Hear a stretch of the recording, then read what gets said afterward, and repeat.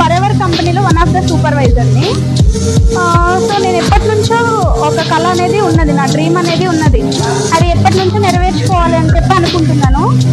So అలానే ఈ forever company ఇది ఒక మంచి ఆపర్చునిటీ అనేది నాకు ఇవ్వడం జరిగింది.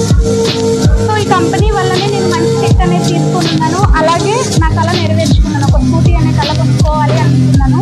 యాజ్ ఏ హౌస్ వైఫ్ ఉంది, ఇది ఒక మంచి ఆపర్చునిటీ, ఎవరైనా చేసుకోవచ్చు.